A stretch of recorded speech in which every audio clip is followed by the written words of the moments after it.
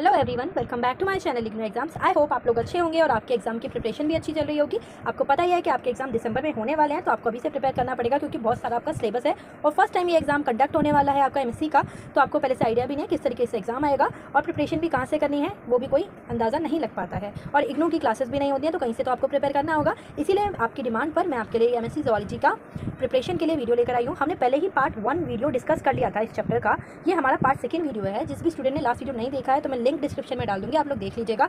तो मैं आपको बता देती हूँ, ये हम पढ़ रहे थे MZO 002 का चैप्टर नंबर 1 वॉल्यूम 1 का चैप्टर नंबर 1, जो कि आपका बुक का नाम है जेनेटिक्स एंड एनिमल बायोटेक्नोलॉजी। ठीक है, इसमें मैंने आपको पार्ट 1 में सारी इन्फॉर्मेशन दे दी थी कि किस तरीके से आपकी बुक्स में चैप्टर्स डिवाइड किए गए हैं, किस तरीके से ब्लॉक 1, ब्लॉक 2 और वॉल्यूम 1 वॉल्यूम 2 है। तो दोबारा ये रिपीट नहीं करते हैं। तो हम स्टार्ट कर रहे थे अपना चैप्टर नंबर 1, जो कि पार्ट 1 में हमने पहले ही डिस्कस कर लिया। इंट्रोडक्शन हम पढ़ चुके थे कि जेनेटिक्स का बर्थ कैसे हुआ, ये सारी चीज़ें हम पढ़ चुके हैं। मेंडल्स लॉ पढ़ चुके हैं, मेंडल्स के एक्सपेरिमेंट पढ़ चुके हैं। तो जिस भी स्टूडेंट ने लास्ट वीडियो नहीं देखा है वो देख लीजिएगा। हमने डाइहाइब्रिड क्रॉस, मोनोहाइब्रिड क्रॉस भी डिस्कस कर लिया था और मेंडल के जितने टाइप के लॉ थे, 3 टाइप के लॉ हैं जो मेंडल के, वो भी हमने स्टडी कर लिए थे, जो कि इंपॉर्टेंट है, इसके लॉ पूछ सकते हैं।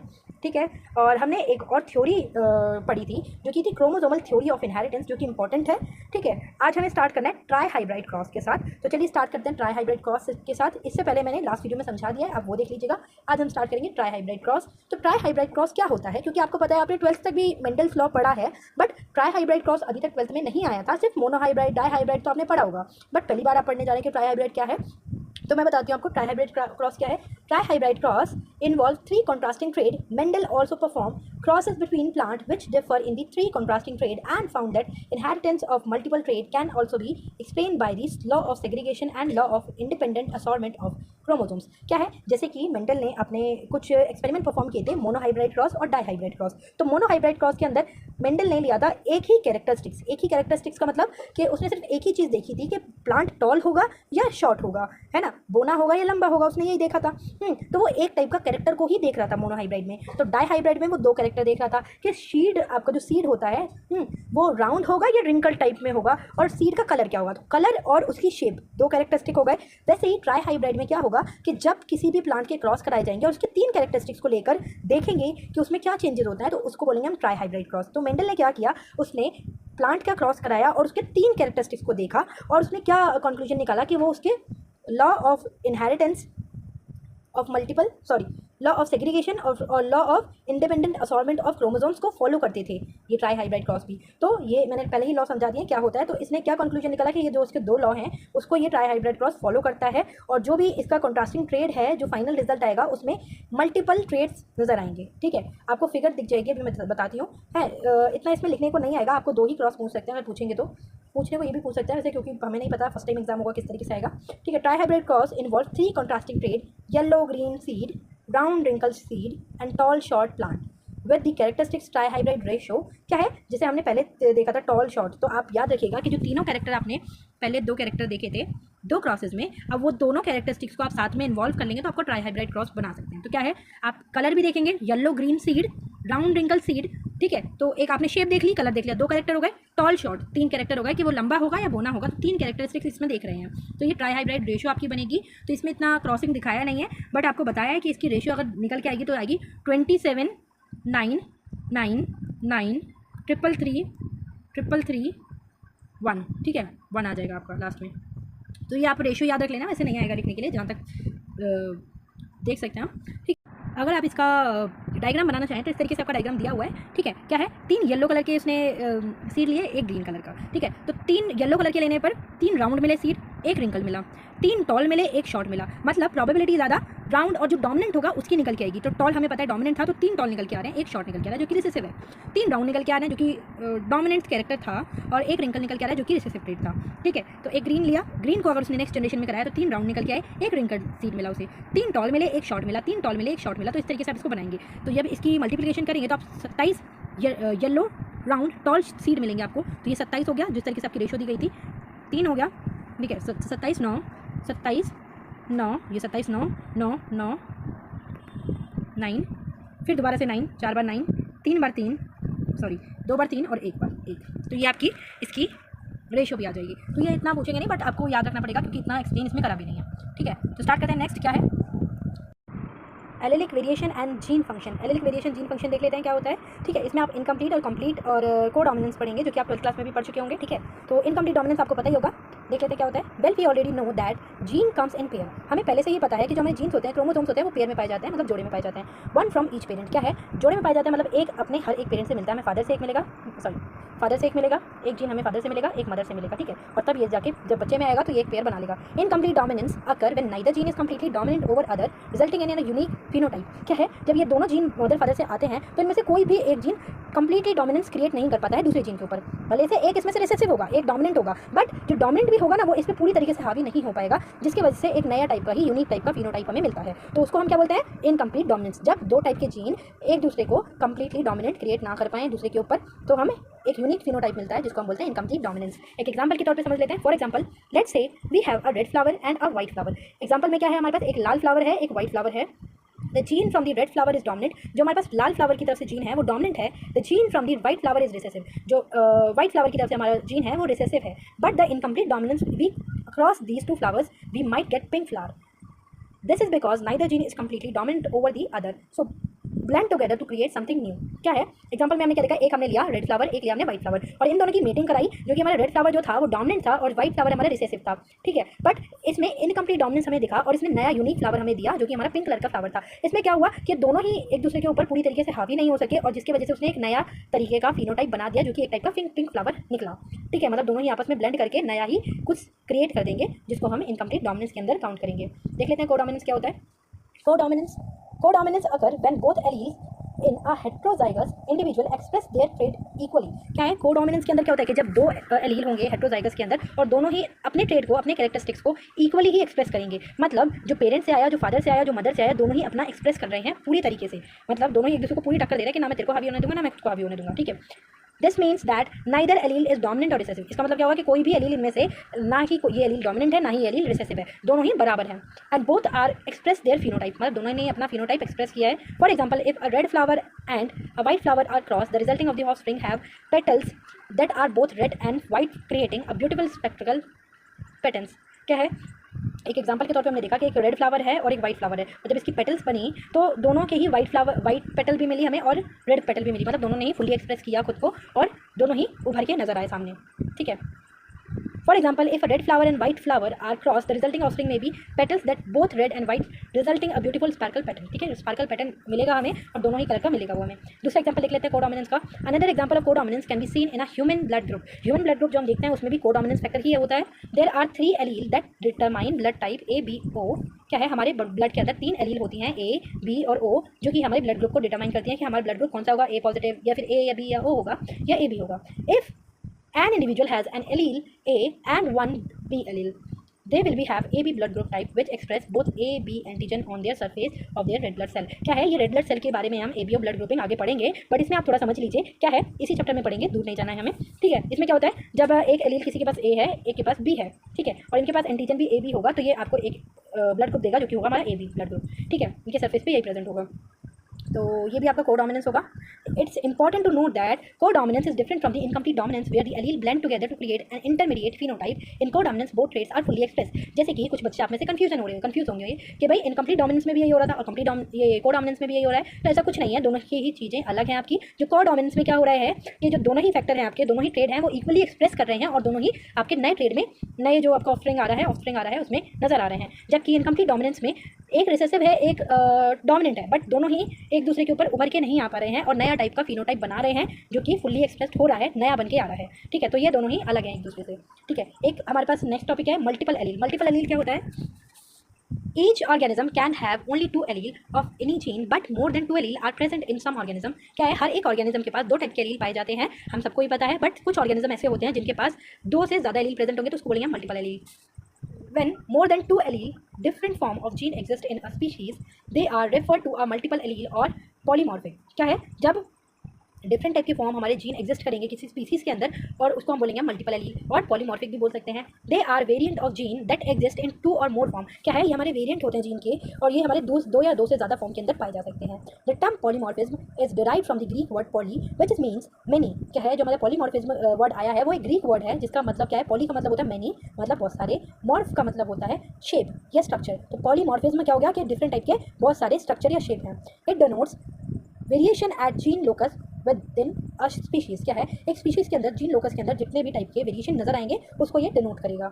For example, coat colour of rabbit is very common example of multiple allele. क्या है, मल्टीपल एलील का एग्जाम्पल देख लेते हैं। जो कि हमारा रेबिट होता है, खरगोश होता है, खरगोश का जो फर होता है, जो कोट कलर होता है, वो इसका मल्टीपल एलील का एग्जाम्पल हो जाएगा हमारे पास। There are 4 allele shows a gradation is dominance of. हमारे पास इसके अंदर ना 4 टाइप के एलील पाए जाते हैं। एक एलील है हमारा C+, जो कि हमारा हाईएस्ट होता है, सबसे ज़्यादा डोमिनेंसी इसमें ही दिखेगी हमारा, इससे फेस खुला है तो ये हाईएस्ट होगा। फिर डबल CH होता है एक इसके अंदर एलील, फिर ये इससे ज़्यादा होगा, मतलब CH इससे कम होगा C+ से, फिर हमारे पास CH आएगा, ठीक है, फिर हमारे पास C। तो ये 4 टाइप के हमारे पास एलील हैं। सबसे कम इसके कैरेक्टरिस्टिक्स दिखेंगे, उससे ज़्यादा इसके दिखेंगे, उससे ज़्यादा इसके दिखेंगे, और सबसे ज़्यादा C पॉजिटिव के दिखेंगे, ठीक है।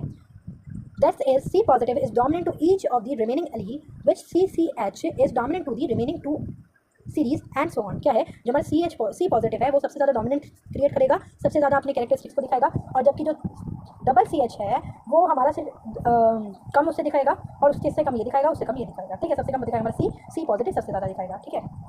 इससे ज़्यादा इसमें कुछ नहीं लिखा है आपका, आप याद रखिएगा इस टाइप से होगा, इसकी क्रॉस मीनिंग कराई जाएगी तो इसमें डिफरेंट टाइप के इसके कोड दिखाई देंगे कि इसका कलर अलग है, इसका कलर अलग है, इसका कलर अलग है, इसका कलर अलग है। तो ये आपका मल्टीपल एलील के अंदर आएगा। तो इसके अंदर आपको ज़्यादा लिखने को नहीं मिलेगा, ठीक है, इतना आप लिखेंगे काफ़ी होगा, बुक में भी इतना ही दिया हुआ है, ठीक है। Red cell antigen in human के अंदर रेड सेल एंटीजन पाए जाते हैं, वो क्या है वो देख लेते हैं। Doctor Karl Landsteiner discovered blood group A, group B, group AB in early 90s। क्या है, जो हमारे एक डॉक्टर कार्ल लेंस्टर्नर थे जिन्होंने ब्लड ग्रुप को डिस्कवर किया था, उन्होंने ग्रुप A, ग्रुप B और ग्रुप AB को डिस्कवर किया था अर्ली 90s के अंदर।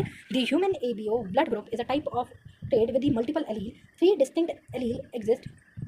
क्या है, जो हमारा ABO ब्लड ग्रुप है वो एक मल्टीपल एलील का ही एग्जांपल है। आपने ये देखा होगा कोडोमिनेंस के अंदर भी इसी का एग्जांपल देखा था हमने, ठीक है, और ये मल्टीपल एलील का भी एग्जांपल है और कोडोमिनेंस का भी है, ठीक है। 3 distinct alleles exist. Allele A I के ऊपर A की पावर, एलील B I के ऊपर B की पावर, एलील I के ऊपर O की पावर, ठीक है। तो ये 3 टाइप की एलील प्रेजेंट है हमारे ब्लड के अंदर, जो कि मल्टीपल एलील के अंदर आएगी। 2 या 2 से ज़्यादा एलील प्रेजेंट है तो वो मल्टीपल एलील ही कहलाएगा, आपको बताइए। Through in a population there are 3 allele, each individual has only 2 allele and phenotypes depend on the dominance relationship between the 2 allele. क्या है, अगर हम पॉपुलेशन के अंदर देखा जाए तो 3 एलील प्रेजेंट है हर एक इंडिविजुअल के अंदर, मतलब हर एक इंसान के अंदर 2 ही एलील पाई जाएंगी, चाहे वो AB हो, चाहे AI हो, चाहे IB हो, या कोई भी हो, ठीक है, मतलब 2 ही पाई जाएंगी, तीनों की तीनों नहीं पाई जाएंगी एक साथ, ठीक है। और उनके रिजल्ट से हमारा ब्लड ग्रुप डिसाइड होगा कि कौन सा होगा। If the allele A is present on the chromosome, protein A is produced and the red blood cell of the individual contain protein A on their membrane. क्या है, अगर किसी इंसान के अंदर एलील A प्रेजेंट है तो वो क्रोमोसोम के अंदर, तो वो प्रोटीन भी A को ही सिंथेसाइज करेगा, A ही प्रोटीन प्रोड्यूस करेगा, और A प्रोड्यूस करेगा तो उसकी जो सेल मेम्ब्रेन होगी उसके ऊपर भी A प्रोटीन ही पाया जाएगा। If the chromosome contain allele B, अगर क्रोमोसोम के ऊपर एलील B है तो वो B प्रोटीन प्रोड्यूस करेगा, और उसके रेड ब्लड सेल के ऊपर मेम्ब्रेन के ऊपर भी B प्रोटीन ही पाया जाएगा। Finally if the allele I is present on the chromosome, neither protein A और nor B protein B will be synthesised. क्या है, अगर I प्रोटीन मतलब I एलील प्रेजेंट होगी तो उसमें ना ही A प्रोटीन बनेगा ना ही B प्रोटीन बनेगा, और उसकी सरफेस पर भी कोई भी प्रोटीन नहीं पाया जाएगा। These 3 allele make up ABO blood group trade. ये 3 एलील मिलकर ही ABO ब्लड ग्रुप बनाती हैं, ठीक है, ये 3 एलील मिलकर ही बनाती हैं। First up let's talk about antigen. सबसे पहले हम एंटीजन के बारे में जान लेते हैं। Antigens are substance that can be triggered an immune response in our body, ठीक है। एंटीजन क्या है, एंटीजन हमारे एक टाइप के सब्सटेंस है जो कि हमारे इम्यून रिस्पॉन्स को ट्रिगर करते हैं।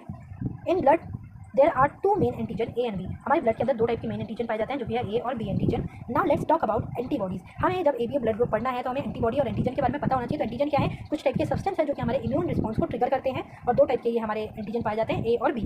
एंटीबॉडीज क्या है, antibodies are proteins in our blood that help fight off foreign substance like bacteria and viruses. क्या है, जो एंटीबॉडीज है वो एक टाइप के प्रोटीन है हमारे ब्लड के अंदर जो कि फॉरेन सब्सटेंस से, बैक्टीरिया या वायरस से फाइट ऑफ करती है, लड़ती है और हमारी बॉडी को प्रोटेक्ट करती है। In blood there are 2 main antibodies, anti A और एंटी B। क्या है, हमारे ब्लड के अंदर 2 टाइप की एंटीबॉडीज पाई जाती हैं, एंटी A और anti B।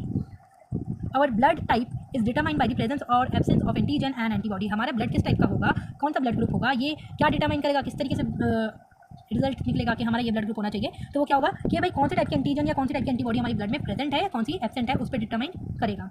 If you have antigen A, you have a type blood type A blood. क्या है, अगर आपके पास एंटीजन ए है तो आपका जो ब्लड ग्रुप होगा वो ए ब्लड होगा, ठीक है। If you have antigen B you have the type blood B. If you have both antigen you have type A B blood group and if you have neither antigen you have O blood group. क्या है, अगर आपके पास antigen ए present है तो आपका blood group ए होगा, अगर be present है तो आपका ब्लड ग्रुप बी होगा, और अगर आपके ब्लड ग्रुप में कोई भी बोथ एंटीजन अगर प्रेजेंट है, सॉरी दोनों एंटीजन प्रेजेंट है तो आपका ए बी ब्लड ग्रुप होगा, और अगर कोई भी एंटीजन प्रेजेंट नहीं है तो आपका ब्लड ग्रुप ओ होगा, ठीक है। But it's not about just antigen. क्या है, आप सोच रहे होंगे कि इतनी जल्दी कैसे हमारा ब्लड ग्रुप बन गया, ठीक है। तो एंटीजन के ऊपर ही डिपेंड नहीं करता, हमने पहले ही पढ़ा है किस पर डिपेंड करेगा, एंटीबॉडी और एंटीजन के ऊपर ही, ठीक है। तो एंटीबॉडी भी देख लेते हैं, एंटीजन के ऊपर ही डिपेंड नहीं करता, but it also about the antibodies. If you have anti A antibody you can not receive blood type A or A B. क्या है, अगर आपके ब्लड के अंदर एंटीबॉडी ए है, एंटी ए है प्रेजेंट, तो आप ए ब्लड ग्रुप और A B blood group receive नहीं कर सकते। If you have anti B antibodies, antibody का मतलब क्या है, ये आपके इम्यून सिस्टम को प्रोटेक्ट करके रख रहा है, आपको इन्फेक्शन से बचा रहा है। तो एंटीबॉडी है ये इसको किल कर देगी, इसमें भी ए प्रेजेंट है ये इसको भी किल कर देगी, मतलब जिसमें ए प्रेजेंट होगा वो आप ब्लड ग्रुप नहीं ले सकते हैं, ठीक है। And if you have anti A anti B antibody you can only receive blood group A. अगर आपके पास एंटी ए और एंटी बी दोनों ही प्रेजेंट होंगी तो आप ए भी नहीं ले सकते क्योंकि ए इसमें प्रेजेंट है, बी भी नहीं ले सकते क्योंकि बी भी प्रेजेंट है, ये दोनों को किल कर देगा। ए भी नहीं ले सकते क्योंकि ये इसमें दोनों प्रेजेंट है, ये इसको किल कर देगा, इसलिए सिर्फ आप ओ ब्लड ग्रुप ही रिसीव कर सकते हो। Thus it should be clear now why type O individual are said to be universal donor and type AB individual are universal recipient। क्या है, इसी वजह से आप समझ सकते हैं कि जो O हमारा ब्लड ग्रुप है उसको यूनिवर्सल डोनर क्यों कहा जाता है, कि उसके पास कोई भी एंटीबॉडी नहीं है और वो किसी को भी, मतलब कोई भी एंटीजन नहीं है, वो किसी को भी ब्लड डोनेट कर सकता है, ठीक है। डोनर है वो, यूनिवर्सल डोनर है। वैसे ही ए बी ब्लड ग्रुप हमारा यूनिवर्सल रिसिपेंट है, मतलब किसी से भी वो ब्लड ग्रुप रिसीव कर सकता है, ब्लड रिसीव कर सकता है, ठीक है। सो वाई इज़ इट इंपॉर्टेंट, तो हमने ये ब्लड ग्रुप इतना पढ़ा कि कौन ले सकता है कौन नहीं ले सकता किसका, तो ये इतना इंपॉर्टेंट क्यों है। Well if you need a blood transfusion it's crucial that you receive the right blood type. क्या है, आपको जब भी ब्लड ट्रांसफ्यूजन की जरूरत होगी, आपको ब्लड चढ़ेगा, ठीक है, तो आपको पता होना चाहिए कि आपका ब्लड ग्रुप क्या है और कौन सा ब्लड आपको सही रहेगा, जो आपको हार्मफुल ना करे, आपके इम्यून रिस्पॉन्स को ना दिक्कत कर दे। Giving someone the wrong type of blood can be life threatening. अगर हम किसी को दूसरे टाइप का ब्लड ग्रुप डोनेट कर देंगे, मतलब ट्रांसफ्यूज कर देंगे, तो उसकी लाइफ थ्रेटनिंग के लिए भी हो सकता है, मतलब उसकी जान भी जा सकती है, ठीक है। तो देख लेते हैं डायग्राम के साथ, देख लेते हैं हम लोग कि ABO blood group system in human किस तरीके से डिफाइन होता है। तो ये आपको एक डायग्राम दिया हुआ है, इसमें आपको इजीली नहीं समझ आएगा, इसके साथ साथ एक और डायग्राम दिया हुआ है आपके बुक में जो कि आसानी से आपको समझ आ जाएगा, ठीक है। इसमें क्या बताया गया है, एबीओ ब्लड ग्रुप, इसमें डिफरेंट टाइप के ब्लड ग्रुप है आपके, type A, type B, type A B और ओ, ये हमारे 4 टाइप के ब्लड ग्रुप पाए जाते हैं। तो आपको पता है सबसे पहले एंटीजन और एंटीबॉडी पर डिपेंड करेगा कि हमारा ब्लड ग्रुप क्या होगा। तो एंटीजन हमारे आरबीसी के ऊपर प्रेजेंट होते हैं, ये हमारा रेड ब्लड सेल है आरबीसी, और इसके ऊपर जो डॉट डॉट आपको ये ब्लू कलर की दिख रही है वो एंटीजन को दर्शा रही है। तो एंटीजन ए प्रेजेंट है और उसके साथ साथ आपके बॉडी के अंदर एंटी बी एंटीबॉडी पाई जाएगी। एंटी बी इसलिए होगी ताकि वो ए को किल ना कर दे, ठीक है। अगर एंटीबॉडी ए होती तो वो ए को ही मार देती, ठीक है। अगर एंटीजन ए प्रेजेंट है और एंटीबॉडी बी प्रेजेंट है तो हमारा ब्लड टाइप होगा ए ब्लड टाइप, और कैन नॉट हैव बी और A B blood group, can have A और ओ। क्या है, हम बी और ए बी ब्लड ग्रुप नहीं चढ़ा सकते इन लोगों को, सिर्फ ए वाला ए ही ले सकता है या ओ ले सकता है, बी और ए बी नहीं लेगा क्योंकि एंटीबॉडी इसमें बी प्रेजेंट है, ठीक है। एंटीजन अगर बी किसी के पास प्रेजेंट है, ये इस तरीके से इसमें दर्शाया गया, इस तरीके से त्रिकोण से कांटे से लग रहे हैं, ये इसकी एंटीबॉडी एंटीजन को दर्शा रहा है। इसमें एंटीबॉडी पाई जाएगी एंटी ए और ये हमारा ब्लड ग्रुप बना देगा type B. Can not have A or A B blood group, can have B और ओ। अगर आपका ब्लड ग्रुप बी है तो आप बी टाइप का ही ब्लड ग्रुप आपको चढ़ सकता है या ओ टाइप का, ए और ए बी नहीं चढ़ा सकते, ठीक है। नेक्स्ट है हमारा एंटीजन ए और बी दोनों प्रेजेंट है अगर आपके ब्लड ग्रुप के ऊपर, ब्लड ग्रुप नहीं आरबीसी के ऊपर, मतलब ये रेड ब्लू वाली डॉट भी है और ये त्रिकोणी से भी है, तो उसके अंदर कोई भी एंटीबॉडी नहीं पाई जाएगी, तो आपका ब्लड ग्रुप बन जाएगा A B. Can have any type of blood is the universal. क्या है, आप किसी भी टाइप का ब्लड ग्रुप ले सकते हैं, मतलब ए वाला भी आपको चढ़ा सकता है, बी वाला भी चढ़ा सकता है, ए बी वाला भी चढ़ा सकता है, क्योंकि आपके पास कोई भी एंटीबॉडी नहीं है जो उसको किल कर सके, इसीलिए इनको यूनिवर्सल रेसिपिएंट भी बोला जाता है। देख लेते हैं नेक्स्ट, जी हम आपका आरबीसी है, आरबीसी के ऊपर कोई भी एंटीजन प्रेजेंट नहीं है, ना ही ए है ना ही बी है, तो उसमें दोनों टाइप की एंटीबॉडी पाई जाएंगी, ए भी पाई जाएगी एंटी ए और एंटी बी भी पाई जाएगी, तो इसीलिए आपका ब्लड ग्रुप हो जाएगा ब्लड ग्रुप ओ, और जो कि आपको सिर्फ can only have O blood is the universal donor. क्या है, आप सिर्फ ओ ब्लड ग्रुप ही ले सकते हैं, और क्योंकि आपके पास दोनों एंटीबॉडी है ना, तो ए भी नहीं ले सकते, ए बी भी नहीं ले सकते, बी भी नहीं ले सकते, क्योंकि इसको किल कर देगा, एंटीबॉडी दोनों टाइप की प्रेजेंट है आपके ब्लड में, और इसीलिए आपको यूनिवर्सल डोनर बोला जाता है कि आप सबको ही डोनेट कर सकते हो, क्योंकि कोई भी टाइप की एंटीजन आपकी बॉडी में प्रेजेंट नहीं है, ठीक है। तो इस तरीके से आप समझ गए होंगे। लास्ट टॉपिक हमारा रह रहा है आरएच फैक्टर, जो कि आपको पता ही है कि आपके ब्लड ग्रुप जो होता है पॉजिटिव और नेगेटिव को बताता है कि आपका ब्लड ए पॉजिटिव है या ए नेगेटिव है, या ए बी पॉजिटिव है या ए बी नेगेटिव है, जो कि हमने नेगेटिव और पॉजिटिव की अभी तक बात ही नहीं करी, जो कि आप पढ़ेंगे RH factor allele in human के अंदर, ठीक है। इसमें क्या होता है, in the early 1940s scientist discovered that some monkeys had a protein on their red blood cells that other did not. क्या है कि 1940s के स्टार्टिंग के पास साइंटिस्ट ने कुछ देखा कि कुछ टाइप के मंकीज़ हैं, उनके पास रेड ब्लड सेल के अंदर कुछ टाइप के प्रोटीन पाए जाते हैं, कुछ के पास नहीं पाए जाते। This protein was called rhesus factor or RS RH factor for the short. क्या है, इस प्रोटीन को बोलते थे रीसस फैक्टर और RH फैक्टर बोलते थे शॉर्ट फॉर्म में। There are 2 main RH factor allele. हमारे पास 2 मेन RH फैक्टर होते हैं, RH positive, RH negative. If you have RH positive blood, it means that you have rhesus और RH factor protein on your blood cells। क्या है, अगर आपके पास RH factor available है आपके ग्रुप, आपके बॉडी के अंदर, तो आप समझ लीजिए कि आपके पास पॉजिटिव ब्लड ग्रुप होगा। ठीक है, मतलब प्रोटीन RH प्रोटीन आपके ब्लड में प्रेजेंट है। If you have RH negative blood, it means that you do not have RH factor protein on their blood cell. अगर आपका ब्लड ग्रुप नेगेटिव है तो उसका मतलब क्या है कि आपके ब्लड में RH फैक्टर प्रोटीन ही प्रेजेंट नहीं है, इसीलिए आपका ब्लड ग्रुप नेगेटिव है। RH factor is important because it can cause complication during pregnancy. RH factor हमारे लिए ना इंपॉर्टेंट हो जाता है क्योंकि ड्यूरिंग हमारे प्रेगनेंसी के टाइम पे कॉम्प्लिकेशंस आ जाती हैं। हाँ, if a woman who have RH negative become a pregnant with a fetus who have RH positive, her body may develop antibodies against RH protein। क्या है, अगर एक वुमेन है जिसका RH नेगेटिव है वुमेन और वो लेडी प्रेग्नेंट है, उसका जो बेबी है वो RH पॉजिटिव है, क्योंकि पेरेंट आपका फादर से भी कैरेक्टर आएगा, शायद फादर उसके पॉजिटिव रहे होंगे, इसलिए ये पॉजिटिव है बच्चा। तो अगर बच्चा पॉजिटिव है और मदर नेगेटिव है तो उससे क्या होगा कि मदर की बॉडी के अंदर ये एंटीबॉडी RH फैक्टर के लिए डेवलप होने लगेंगे, मतलब इसके लिए एंटीबॉडी बना लेगी कि इसको किल करना है हमें। ठीक है, इसलिए ये कॉम्प्लिकेशन क्रिएट कर देता है प्रेगनेंसी के टाइम पे, इसलिए RH फैक्टर देखते हैं doctor. This is can lead to the haemolytic disease of a newborn which can cause anaemia, jaundice, brain damage and even death. क्या है, जब बेबी डिलीवर होता है ना, बेबी जब तक मदर की बॉडी में है जब तक तो कोई दिक्कत नहीं होगा, जब बेबी डिलीवर होगा और मदर और बेबी का ब्लड कांटेक्ट में आ गया तो वो उसके अगेंस्ट एंटीबॉडी बना लेगा और उससे हीमोलाइटिक डिसीज हो जाएगी, जिससे अनीमिया भी हो सकता है, जॉइंटिस भी हो सकता है, ब्रेन डैमेज भी हो सकता है बच्चे का, या फिर डेथ भी हो सकती है। To prevent this, women who are RH negative are given to a medication called RhoGAM, ROHGAM। ये इस टाइप की एक दवाई दी जाती है। अगर जो भी लेडी RH नेगेटिव है और उसका बच्चा RH पॉजिटिव है तो उसको ये मेडिसिन दी जाती है प्रेगनेंसी के टाइम पे और डिलीवरी के बाद भी। RhoGAM work by preventing the mother's body from developing antibodies against RH factor protein. क्या है, ये प्रिवेंट करता है मदर के अंदर कि वो RH फैक्टर प्रोटीन के अगेंस्ट कोई भी एंटीबॉडी ना बनाए, जिससे उसका बेबी हेल्दी रहेगा। ठीक है, लास्ट है आपका लीथल एलील। ठीक है, ये लास्ट ही आपका। ठीक है, लीथल एलील क्या है, जो कि आपने कभी नहीं पढ़ा होगा, देख लेते हैं वो भी क्या है।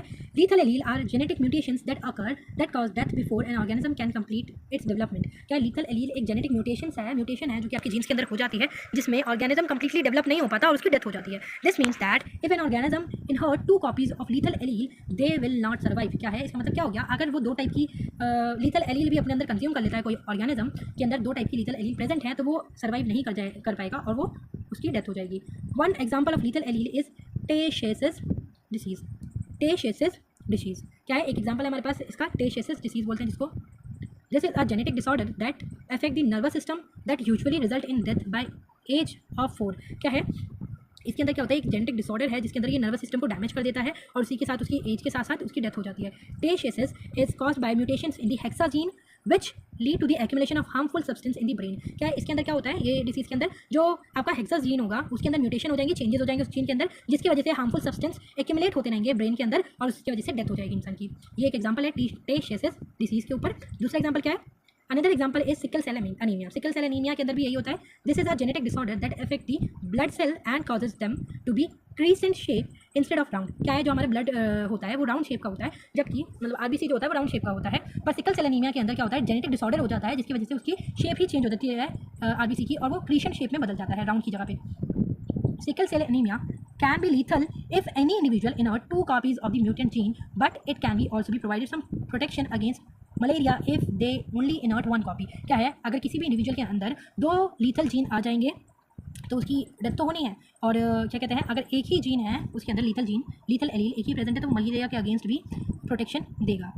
lethal allele are rare in natural population because they are quickly eliminated through natural selection। क्या है, जो lethal allele है वो एक रेयर हमारी पॉपुलेशन के अंदर दिखता है, क्योंकि आपको पता है अगर ये lethal allele प्रेजेंट है तो वो मर जाएगा तो दूसरी जनरेशन तक तो पहुंचेगा ही नहीं, इसलिए बहुत रेयर ही मिलता है, नेचुरल सिलेक्शन के थ्रू इसको एलिमिनेट कर दिया जाता है। However, they can still exist in small population or when new mutations occur। क्या स्मॉल पॉपुलेशन में फिर भी ये दिखता है और जब भी नई म्यूटेशंस हो जाती हैं जीन के अंदर तब भी आ जाता है।